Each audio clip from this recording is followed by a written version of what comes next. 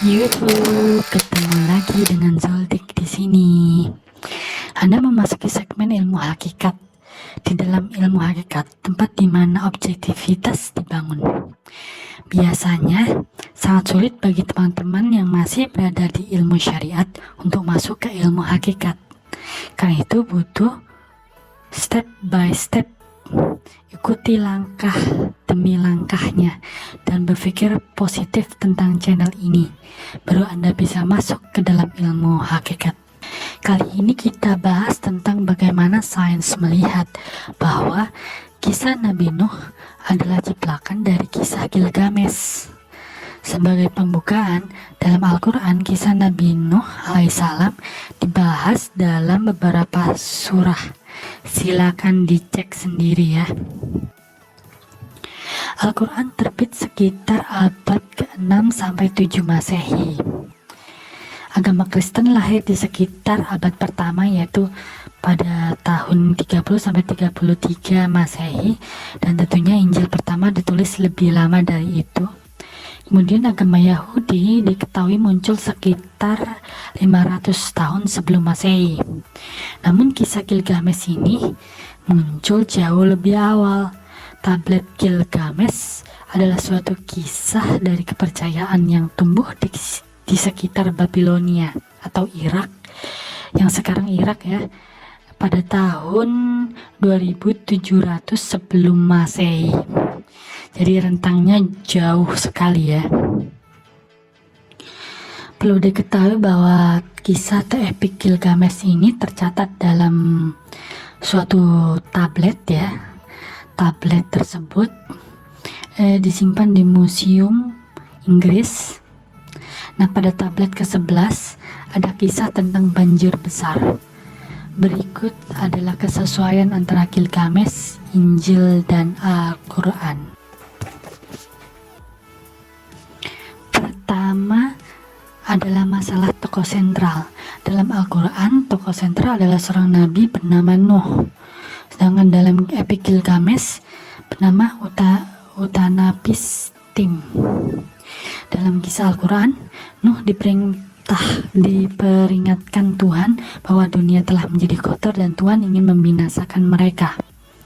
Sedangkan dalam Epic Gilgamesh, berdasarkan cerita yang ditulis di tablet ke-11, Utanapistim adalah orang yang selamat dari banjir di Epic Babilonia dan memelihara ras manusia dan kehidupan hewan di kapal besar yang dia bangun.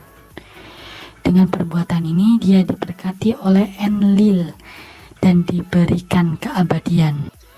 Kemiripan kedua adalah tentang banjir ya.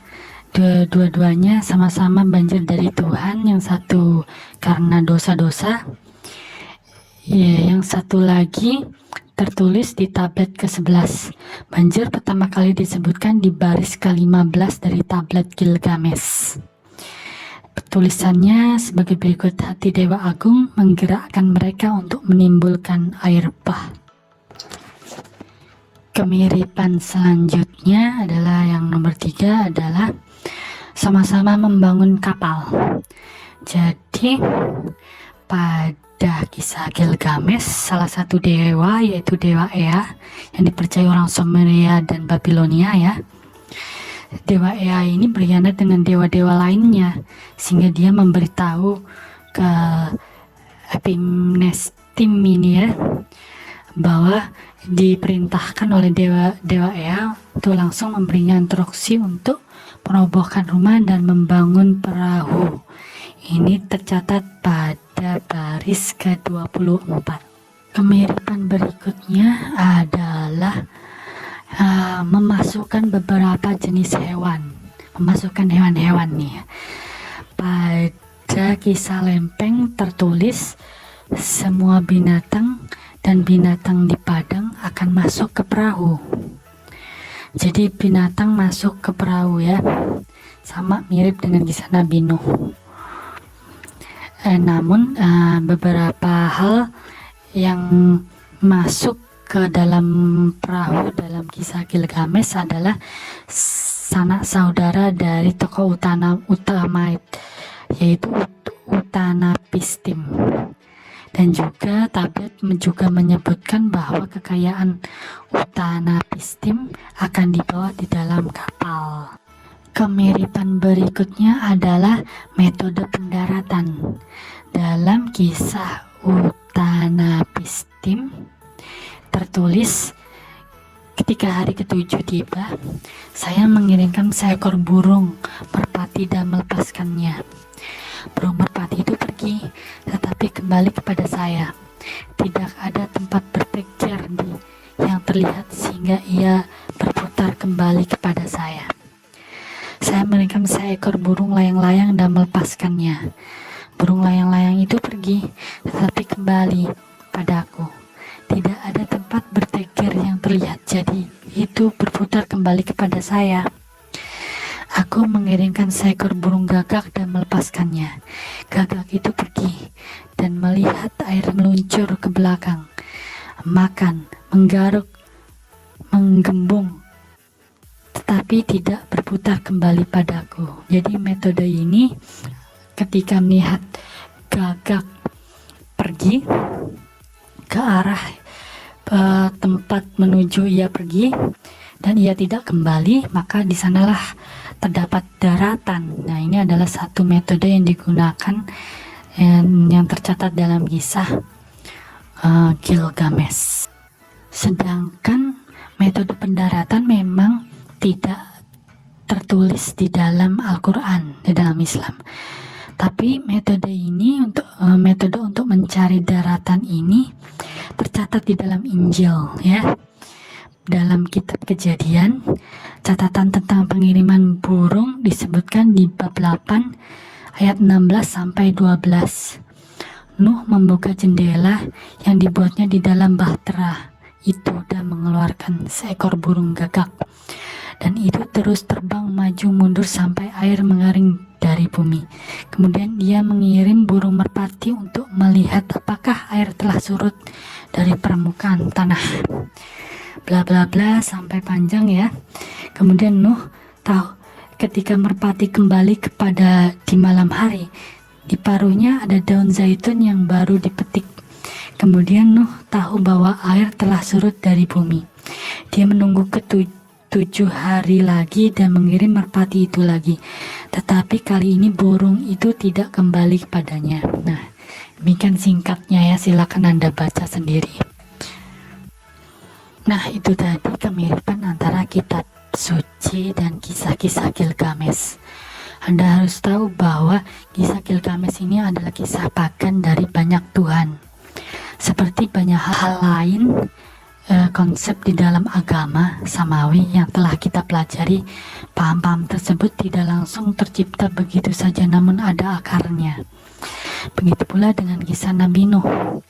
Saintis menganggap kisah Nuh diadopsi oleh kaum Yahudi ketika orang-orang Yahudi diasingkan di Babilonia, atau bisa juga melalui oral dari mulut ke mulut, ya.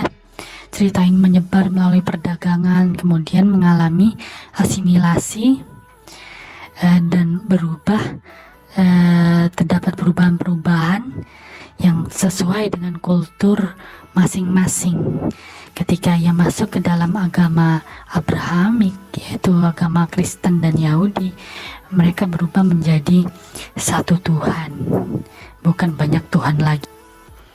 Manusia sering melakukan plagiatisme, bahkan hingga sekarang. Coba Anda lihat film-film saat ini. Film Ratatouille Disney merupakan plagiat dari Ratatouille di Brazil. Film Lion King plagiat dari film Kimba animasi di Jepang. Bahkan film-film tersebut dapat membuat agama.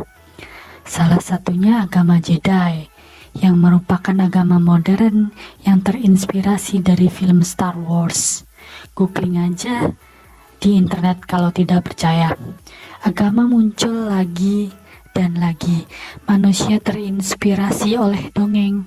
Ketika manusia mencoba mencari makna hidupnya, dongeng menjadi alat yang mudah meresap dan menginspirasi. dunia tersebut mengakar menjadi agama dan dapat menjadi alat untuk mengontrol manusia dalam suatu negara. Ketika jumlah populasi manusia begitu besar, sulit untuk mengontrol tindakan-tindakan mereka, dan kerjasama dalam suatu negara dapat berantakan. Dahulu mereka membutuhkan agama dan dongeng sehingga dapat mengontrol manusia dari sesuatu yang boleh dan tidak boleh untuk dilakukan. Sekian dulu dari saya. Episode selanjutnya kita akan membahas tentang surga dan neraka. Dari manakah asal paham-paham ini? Nah, jadi teruslah pada channel ini, karena kebenaran itu tidak datang pada orang-orang yang cerdas, tapi kebenaran itu datang pada orang-orang yang berani.